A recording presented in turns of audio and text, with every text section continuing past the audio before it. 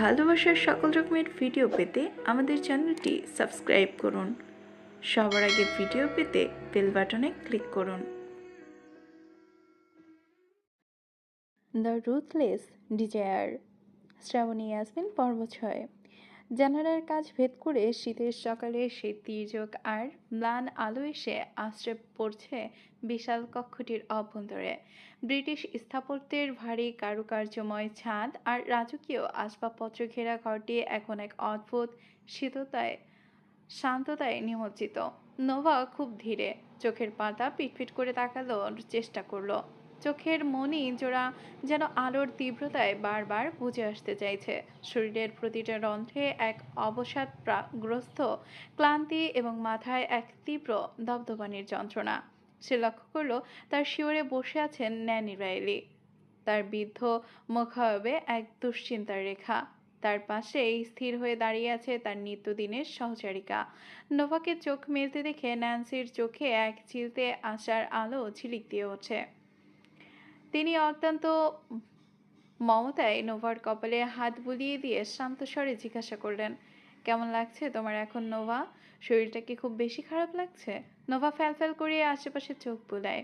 এই চেনা কামরা, নরম বিছানা সবই তো ঠিকই আছে, কিন্তু স্মৃতির পাতায় সে কালবৈশাখী বয়ে গেছে, তার সাথে এই শান্ত সকালের কোনো মিল নেই। সে অস্পষ্ট স্বরে জড়িয়ে যাওয়া কণ্ঠে বলল, ভালো, কিন্তু আমি এখানে কি করে এলাম? কাল রাতে তো। কথা শেষ করার আগেই ঘরে প্রবেশ করলো লিলি। তার চোখে মুখে এক ধরনের বেকি স্বস্তি এবং চঞ্চলতা। সে দ্রুত পায়ে এগিয়ে এসে নোভার পাশ ঘেঁষে বসলো এবং আদিক্ষেতা মেশানো কণ্ঠে বলে উঠল, ও গড, ফাইনালি তোমার জ্ঞান ফিরেছে। আমি তো ভয়েই মরে যাচ্ছিলাম নোভা। তোমাকে এই অবস্থায় ওয়াশরুমে পড়ে থাকতে দেখে আমার যে কি অবস্থা হয়েছিল। নোভা ভ্রু কুঁচকায় লিলির দিকে তাকালো। মনের ভেতরে খটকা জাগলো তার। ওয়াশরুমে আমি কি পড়ে গেছিলাম? লিলির মাথা নেড়ে সায় জানিয়ে তরবরিয়ে বলতে শুরু করলো, হ্যাঁ, আমি যখন তোমাকে ওখানে খুঁজে পাচ্ছিলাম না, তখন কেউ একজন হঠাৎ ওয়াশরুম থেকে চিৎকার করে বেরিয়ে এসে জানায় যে এখানে একটি মেয়ে অজ্ঞান হয়ে ফ্লোরে পড়ে আছে। আমরা সবাই হন্তদন্ত হয়ে গিয়ে দেখি তুমি নিথর হয়ে পড়ে আছো। তারপর সবাই ধরাধরি করে তোমাকে এই বাড়িতে নিয়ে এলাম। নোভার মস্তিষ্ক তখন বিদ্রোহ করে উঠছে। তার স্পষ্ট মনে আছে সেই অন্ধকার করিডর, সেই বীভৎস রক্ত আর সেই ভিন্ন রঙের দুই মণিওয়ালা দানবকে। সে অত্যন্ত উদ্বিগ্ন হয়ে বলে উঠল, আর সেই লাশটা, সেই লোকটা কোথায় যে মুখোশ পড়েছিল? দিদি এবার অত্যন্ত অবাক হয়ে ভ্রু উঁচিয়ে বলল, কিসের লাশ নোভা? কোন লোক? কি আবল-তাবল বলছো এসব? বেশি ড্রাঙ্ক ছিলে নাকি? ওয়াশরুমে পড়ে গিয়ে মাথায় আঘাত পেলে পাগল হয়ে গেলে? নোভা এবার বিছানা ছেড়ে উঠে বসার চেষ্টা করলো। তার গলার স্বর কাঁপছে। না লিলি, আমি পাগল হইনি। সেখানে একটি লোক ছিল। তার চোখে সোনালি মুখোশ ছিল, হাতে রক্তমাখা ছুরি ছিল। সে আমার সামনে একটা খুন করেছে। আর আর সেই খুনের ছুরিটা আমার গলার কাছে স্পর্শ করেছিল। আমার আমার শরীরে রক্ত লেগেছিল। উন্মাদনীয় হয়ে নোভা নিজের গলা আর গলার দিকে হাত দিয়ে খুঁজছে। দেখো লিলি, এই যে এখানে রক্ত। বলতে বলতে সে আয়নার দিকে তাকালো, কিন্তু আয়নায় সে প্রতিচ্ছবি তাকে স্তব্ধ করে দিল। তুষার শুভ্র গলার বাগালে কোথাও একটা বিন্দু পরিমাণ রক্তের দাগ নেই, এমনকি পোশাকেও কোনো ধস্তাধস্তির চিহ্ন নেই অবধি। সেই একদম পরিষ্কার নির্মল। লিলি এক দীর্ঘশ্বাস ফেলে নিঃশ্বাস ছাড়ল। ফোঁস করে নিঃশ্বাস ছাড়ল। বিরক্ত স্বরে বলল, শোনো নোভা, তোমার গায়ে এক ফোঁটা রক্ত ছিল না। আর সেই ঘরে কোনো লাশ তো দূরের কথা, রক্তের দাগও ছিল না। আমরা সবাই সেখানে উপস্থিত ছিলাম, কেউ এমন কিচ্ছু দেখিনি। তুমি নিশ্চয়ই কোনো বাজে স্বপ্ন দেখেছ বা হ্যালুসিনেশন হয়েছে তোমার। নোভা নিজের অজান্তেই শিউরে ওঠে। তার কি তবে দৃষ্টিভ্রম হয়েছিল? কিন্তু সেই ভারী কণ্ঠস্বর, সেই মনস্টার শব্দটা তো এখনো তার কানে প্রতিধ্বনিত হচ্ছে। এতটা জীবন্ত ভ্রম কি আসলেই সম্ভব? ন্যান্সি রাইলি এতক্ষণ চুপচাপ সব শুনছিলেন। তিনি ঘরের কোণে রাখা ঘড়ির দিকে এক পলক তাকালেন। তার মুখাবে এক কঠিন গম্ভীর্য ফুটে উঠল। তিনি হুইল চেয়ারটি ঘোরাতে ঘোরাতে বেশ শক্ত গলায় বললেন, হয়েছে, অনেক হয়েছে, যা হয়ে গিয়েছে তা নিয়ে ভেবে আর সময় নষ্ট করে কাজ নেই। নোভা, তুমি দ্রুত ফ্রেশ হয়ে নিচে নাস্তা করতে এসো। আমি সিদ্ধান্ত নিয়েছি তোমাকে এখনকার স্থানীয় কলেজে ভর্তি করাবো। পড়াশোনার পাশাপাশি তোমাকে আরও কিছু শিখতে হবে। সময় নষ্ট করো না, জলদি এসো। ন্যান্সি রাইলি তার হকচকে সহচারীকে ঘর থেকে বেরিয়ে গেলেন। লিলি একবার আর চোখে নোভার দিকে তাকিয়ে মুচকি হেসে প্রস্থান করলো। গ্ল্যাভিন অত্যন্ত গম্ভীর মুখে বসে আছে। তার কপালে চিন্তার শুকনো ভাঁজগুলো যেন সময়ের সাথে সাথে আরো গভীর হচ্ছে। সামনের টেবিলে রাখা কালকের ক্যাসিনো হিসেবের নথিগুলো সে শতবার উল্টে পাল্টে দেখল, কিন্তু কোনো কিছু এই অঙ্ক মেলাতে পারছে না। আসলে অঙ্কের মারপ্যাচ গ্ল্যাভিন বরাবরই বড্ড কাঁচা। তার উপরে মনের ভেতর এক অশান্ত ধিকি ধিকি আগুন তাকে স্থির হতে দিচ্ছে না। নিজের বিশাল কাজঘেরা অফিসের কেবিনে বসে এডুইন জায়দাদ বেশ অনেকক্ষণ ধরেই গ্ল্যাভিনের এই অস্বাভাবিক আচরণ লক্ষ্য করছিল। ল্যাপটপের কিবোর্ডে আঙুল চালিয়ে সেই শেষমেশ ইমেল সেন্ড করে সে চেয়ারে হেলান দিল। তারপর নিজের সেই অদ্ভুত মায়াবী অথচ তীক্ষ্ণ চোখজোড়া গ্ল্যাভিনের ওপর নিবদ্ধ করে গম্ভীর স্বরে ডাকল, গ্ল্যাভিন। গ্ল্যাভিন চমকে উঠে অত্যন্ত শান্তভাবে চোখ তুলে তাকালো। পরক্ষণে অনুগত সৈনিকের ন্যায় সোজা হয়ে দাঁড়িয়ে উত্তর দিল, ইয়েস বস। এইটেন তার দৃষ্টি স্থির রেখে আবারও জিজ্ঞাসা করলো, কি হয়েছে তোমার? সকাল থেকেই লক্ষ্য করছি তুমি অন্যমনস্ক। গ্ল্যাভিন যেন এতক্ষণে এই সুযোগটারই অপেক্ষায় ছিল। মনের ভেতরে জমানো প্রশ্নটা সে এবার তরতর করে উগরে দিল, বস, কালকের ওই মেয়েটাকে আপনি স্রেফ ছেড়ে দিলেন কেন? এই মেয়েটা তো অনেক কিছুই দেখেছে, আপনার চেহারা পর্যন্ত দেখে নিয়েছে। ওকে এভাবে জীবিত অবস্থায় ফিরে যেতে দেওয়া কি আমাদের জন্য ঝুঁকিপূর্ণ নয়? গ্ল্যাভিন এতক্ষণ বিরস মুখে বসে থাকার প্রকৃত কারণ এবার এইডেনের কাছে দিনের আলোর মতো পরিষ্কার হয়ে গেল। সে কোনো ফন্নিতা না করে শীতল গলায় বলল, এইডেন জায়দাদ শাস্তি থেকে আজ পর্যন্ত কেউ নিস্তার পায়নি গ্ল্যাভিন। ওই মেয়েটাও পাবে না। প্রতিটা কাজেরই একটা সঠিক সময় থাকে। আমি তাকে স্রেফ ক্ষমা করে দেইনি, বরং আরও তীব্রতর কোনো যন্ত্রণার দিকে ঠেলে দেওয়ার জন্য আপাতত সময় নিচ্ছি। জায়দাদের ব্যক্তিগত কাজে যারা বিঘ্ন ঘটায় তাদের অভিধানে ক্ষমা বলে কোনো শব্দ নেই। গ্ল্যাভিন তবুও যেন শান্ত হতে পারছিল না। কিছুটা অস্থির চিত্তে এগিয়ে এসে বলল, বস, আপনি শুধু একবার আদেশ করুন, আমি এখনই মেয়েটাকে তুলে নিয়ে আসব। এইডেন কোনো উত্তর দিল না, কেবল তার বাঁকা চোখের শীতল চাহনিতে গ্ল্যাভিনকে শান্ত থাকার ইঙ্গিত দিল। ঠিক সেই মুহূর্তেই ঘরে প্রবেশ করলো অলিভার। সে নিজেই চটপটে স্বভাবে অনুযায়ী ধাপ করে লেদারের নরম সোফাটায় বসে পড়ল। একটি দীর্ঘশ্বাস ফেলে সে অভিযোগের সুরে বলল, বস, আপনার যদি কাল রাতে কোনো মেয়ের প্রয়োজন না হতো তবে অত আয়োজন করে মেয়ে আনিয়েছিলেন কেন? বেচারি সারা রাত হোটেলে আপনার জন্য অপেক্ষা করে শেষমেশ আপনার অ্যাকাউন্ট থেকে 10,000 পাউন্ড নিয়ে বিদায় হয়েছে। এইডেনের সেই অপ্রাসঙ্গিক আলোচনায় বিন্দুমাত্র কর্ণপাত করল না। তার চিন্তার জাগত তখন অন্য কোথাও। সে সোজা হয়ে বসে জিজ্ঞাসা করলো, জ্যাক উইলিয়ামসের প্রপার্টির কি খবর? ও কি জায়গা ছাড়তে রাজি হয়েছে? অলিভার টেবিলের ওপর রাখা দামি পেপার ওয়েট ঘোরাতে ঘোরাতে উত্তর দিল, কথা বলছি বস, কিন্তু লোকটা বড্ড খারতারা। জায়গা তো ছাড়বেই না, উল্টো বলেছে। অলিভার হঠাৎ থেমে গেল। এইডেন শান্তভাবে তার দিকে তাকিয়ে বলল, থামলে কেন অলিভার, স্পিক আপ। লোকটা আর কি বলেছে? অলিভার একবার ঠক গিলে ইতস্ত করে বলল, ও বলেছে আমাদের বস নাকি একজন ডিকশাকার। শুনে এইডেনের ঠোঁটের কোণে এক চিলতে বাঁকা হাসি ফুটে উঠল। তার চোখে কোনো ক্রোধ নয়, বরং ফুটে উঠল এক পৈশাচিক আনন্দ। সে শান্ত স্বরে জিজ্ঞাসা করল, ওর কফিন আমার তরফ থেকে সাদা গোলাপ পাঠিয়েছিস তো? অলিভার এবার সপ্রতিভ হেসে উত্তর দিল, সাদা গোলাপ মার্কেটে শর্ট ছিল বস, তাই জারবেরা ফুল দিয়ে কাজ চালিয়ে দিয়েছি। ওর কাজ শেষ। এইডেন হালকা হেসে বলল, I am really proud of you Oliver. Oliver কৃতজ্ঞতার হাসি হেসে বলল, আমাদের সামনে আপনাকে কেউ কটু কথা বলবে আর আমরা তাকে জ্যান্ত ছেড়ে দেবো, তা অসম্ভব বস। আপনার জন্য হাসি মুখে আমরা বুকে গুলি নিতেও পারি।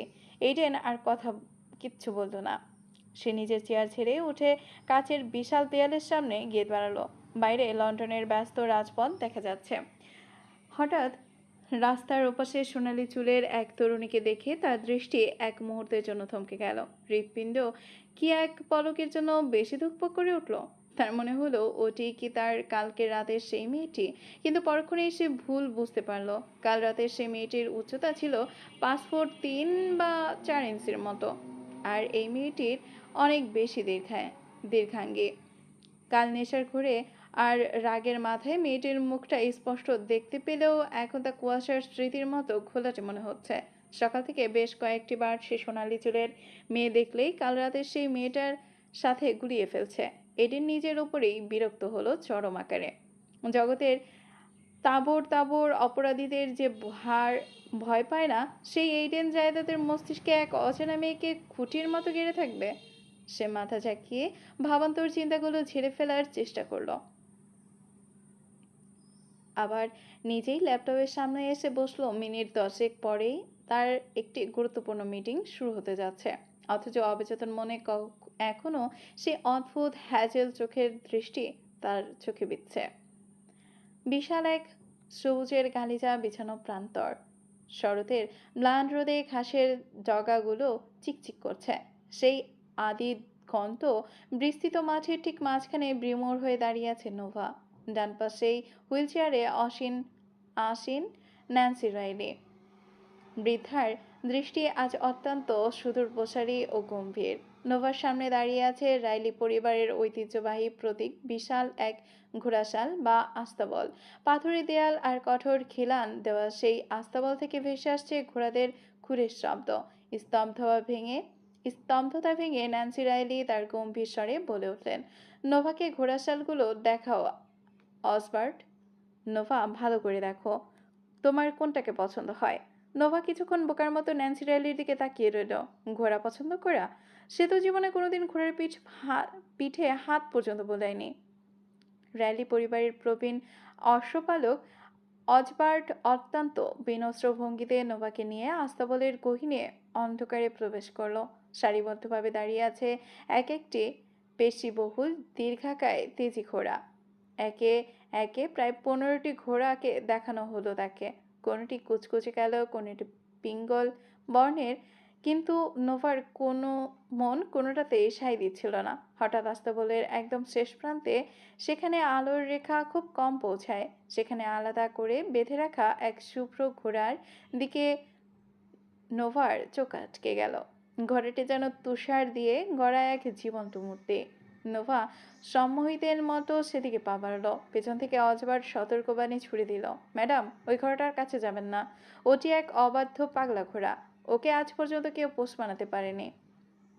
ঘোড়াটির শান্ত অথচ বিমর্ষ চোখের দিকে তাকিয়ে এসে বলল, আমি তাও একবার খুব কাছে গিয়ে ওকে দেখতে চাই।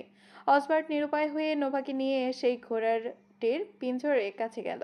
অসবার্ট যেই না হাত বাড়িয়েছে, অমনি ঘোড়াটি বিকট শব্দে ডেকে উঠে পেছনে 2 পায়ে দাঁড়িয়ে পড়ল। উন্মত্তের মতো সে আস্তাবলের দেয়ালে লাথি মারতে শুরু করলো। পরিস্থিতি সামলে নিতে আরো 2-3 জন কর্মচারী ছুটে এলো, কিন্তু এতে ঘোড়াটি যেন আরো দ্বিগুণ তেজে উত্তপ্ত হয়ে উঠল। তার নাসারন্ধ্র দিয়ে গরম বাতাস বের হচ্ছে, চোখ দুটো আগুনের মতো লাল। অবস্থা বেগতিক দেখে নোভা সাহসে ভর করে এগিয়ে গেল। অসবার্ট চিৎকার করে বারণ করলেও সে শুনল না। নোভা অত্যন্ত ধীর পায়ে ঘোড়াটির ঠিক সামনে এগিয়ে দাঁড়ালো। অতঃপর এক ঝটকায় তার মুখে থাকা অবাধ্য দড়িটা টেনে খুলল। অদ্ভুত এক মায়া মেশানো দৃঢ়তায় সে ঘোড়াটির কপালে হাত রাখল। জাদুমন্ত্রের মতো কাজ হলো সেই স্পর্শে। মুহূর্তের মধ্যে সেই রণংদেহী ঘোড়াটি শান্ত হয়ে গেল। তার মাথা নুয়ে এলো নোভার হাতের নিচে। অসবার্ট সহ উপস্থিত সবাই পাথর হয়ে দাঁড়িয়ে রইল এই অলৌকিক দৃশ্য দেখে। ন্যান্সি রাইলি হুইল চেয়ারের চাকা ঘুরিয়ে কাছে এসে ধীর স্থির কণ্ঠে ঘোষণা করলেন, আজ থেকে এই শুভ্র ঘোড়াটি হবে নোভার সঙ্গী। নোভা বিস্ময়ভীত হয়ে ঘোড়াটির দিকে তাকিয়ে রইল। তাকে নাকি এখন ঘোড়ওয়াশি শিখতে হবে। বিদেশের এই অভিজাত্য তাকে কোথায় টেনে নিয়ে যাচ্ছে। পরবর্তী কয়েক ঘন্টা কাটল অসবার্টের কঠোর নির্দেশনায়। কী করে লাগাম ধরতে হয়, কী করে শরীরের ভারসাম্য বজায় রাখতে হয়। নোভা প্রতিটি কথা পরম মনোযোগ দিয়ে শুনল। প্রথম কয়েকবার ঘোড়ার পিঠে ওঠার চেষ্টা করে সে ব্যর্থ হলো। ঘোড়াটি বারংবার নড়েচড়ে বসায় সে টাল সামলাতে পারছিল না। অবশেষে অদম্য জেদ নিয়ে সে শুভ্র ঘোড়াটির পিঠে আসীন হলো। আশ্চর্যজনকভাবে নোভা খুব দ্রুতই ঘোড়ার গতি আরও ছন্দ নিজের আয়ত্তে নিয়ে নিল। অসবার্ট বিস্ময়ে বিমোহিত হয়ে ভাবলেন, সে ঘোড়াটির বছরের পর বছর কেউ বাগে আনতে পারেনি। এক নবিশ মেয়ে তাকে কয়েক ঘন্টায় বেশ বশ করে ফেলল। আকাশে সোনালি আলোয় আভা হলো রক্তিম রঙে বিলীন হতে শুরু করেছে। সন্ধ্যায় হিমেল হাওয়া বইতে শুরু করেছে প্রান্তরের বুক চিরে। দূরে রাইলি ম্যানুরে জানালায় এক এক করে আলো জ্বলে উঠছে। আলবার্ট জরুরি এক প্রয়োজনে একটু দূরে যাওয়ার সময় বলে গেলেন, ম্যাডাম, আপনি সাবধানে ঘোড়াটি নিয়ে আস্তাবলের দিকে নিয়ে যান। আমি ফিরে এসেই ওকে বেঁধে দিচ্ছি। নোভা মাথা নেড়ে সম্মতি জানালো। সে ধীর পায়ে ঘোড়াটির আস্তাবলের পথে হাঁটছিল। আশপাশটা ভীষণ নির্জন। হঠাৎ ঝোপঝাড়ের আড়াল থেকে কোনো এক নাম না জানা বন্য প্রাণীর ডাকে চমকে উঠল ঘোড়াটি। সে আকস্মিক শব্দে নোভার হাতের লাগামে এক তীব্র হ্যাঁচকা টান লাগলো। ব্যাস, মুহূর্তেই শান্ত শুভ্র ঘোড়াটি তার আদিম বন্যতায় ফিরে গেল। ঘোড়াটি এবার হিতাহিত জ্ঞান হারিয়ে লাগামহীন ভাবে লাফালাফি শুরু করলো। নোভা তার পিঠে কোনো মতে আটকে থেকে প্রাণপণে চেষ্টা করছে তাকে শান্ত করার, কিন্তু ব্যর্থ হচ্ছে প্রতিবারই। হঠাৎ ঘোড়াটি এক বিকট চিৎকার দিয়ে বাতাসের বেগে দৌড়াতে শুরু করলো। তার খুরের আঘাতে তৃণভূমির মাটি ধুলোয় ধূসর হয়ে উঠল। তীব্র গতির মুখে নোভা কেবল আর্তনাদ করে ঘোড়ার ঘাড়ের কেশ আঁকড়ে ধরল। শুভ্র ঘোড়াটি তার পিঠে নোভাকে নিয়ে রাইলি ম্যানোরের বিশাল সীমানা প্রাচীর পেরিয়ে উন্মত্তের মতো ছুটতে লাগলো অচেনা গন্তব্যের দিকে। রাতের অন্ধকার তখন লিভারপুলের নির্জন রাজপথগুলো এক মরণ ফাঁদের মতো ঘিরে ফেলছে। মধ্যরাত হতে এখনও কিছুটা সময় বাকি, কিন্তু এই বিশাল রাস্তাটির দিকে স্থানীয় অপরাধ জগতের ভাষায় ডেথ রোড বলা হয়, সেটি এখন শ্মশানের মতো নিস্তব্ধ। আকাশ জুড়ে মেঘের ঘনঘটা চাঁদের আলোয় যেন এখানে প্রবেশ করতে ভয় পায়। সড়কের দুই পাশে জংলি গাছের ছায়াগুলো এক একটি দ্বিখাকায় প্রেতাত্মার মতো দাঁড়িয়ে আছে।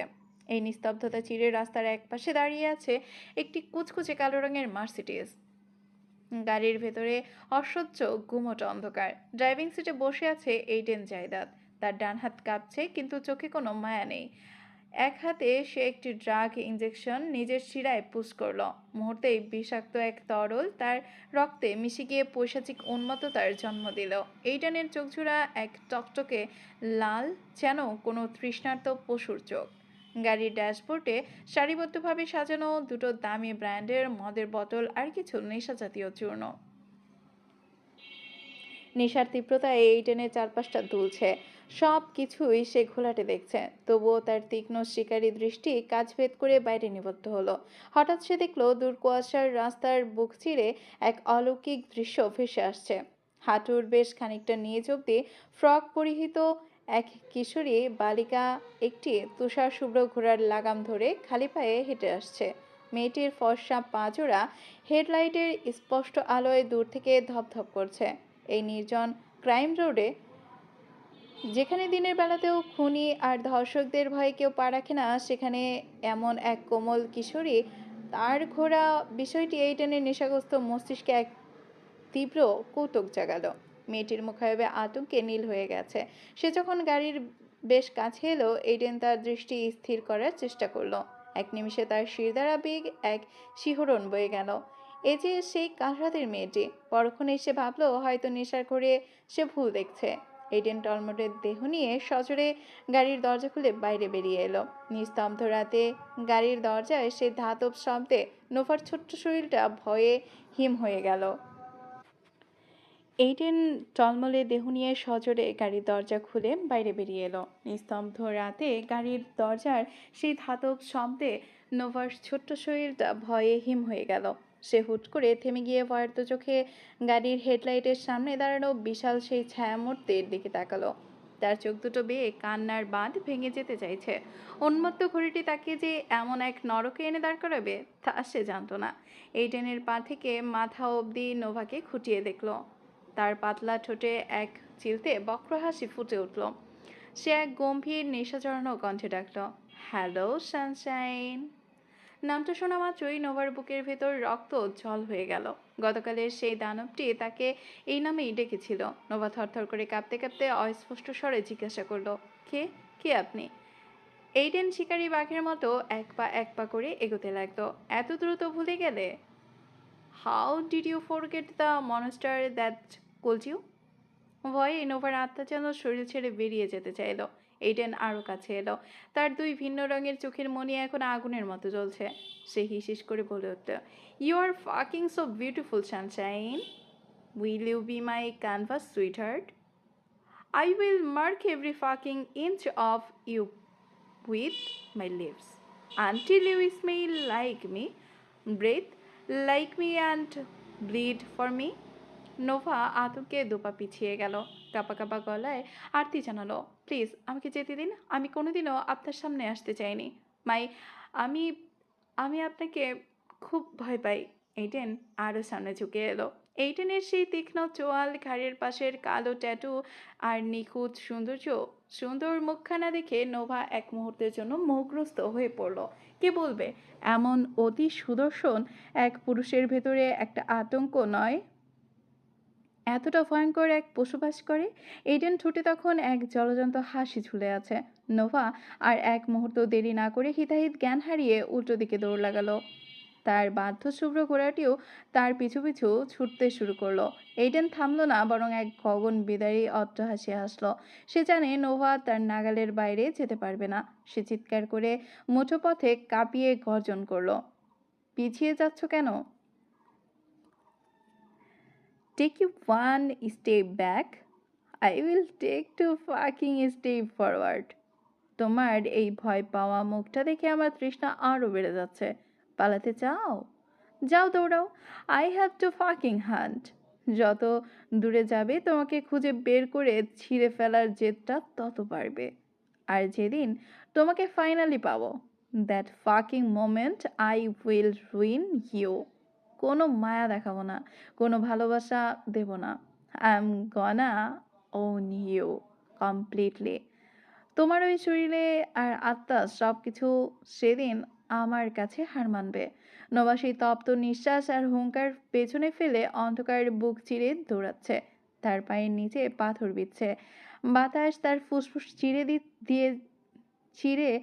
দিচ্ছে, তবুও সে ছুটছে। সে পালাতে চায় এই মনস্টার থেকে। সে পালাতে চায় এই নিয়তি থেকে। কিন্তু পেছনে প্রতিনিয়ত প্রতিধ্বনিত হতে থাকা এডুইনের অট্টহাসি যেন তাকে বারবার মনে করিয়ে দিচ্ছে, শিকারী যখন এইডেন জায়দাদ তখন শিকারের কোনো মুক্তি নেই। চলবে। পরবর্তী পর্ব পেতে আমাদের সাথেই থাকুন আর এই গল্পটি দ্রুত শেষ করে দেওয়ার চেষ্টায় থাকব। ধন্যবাদ।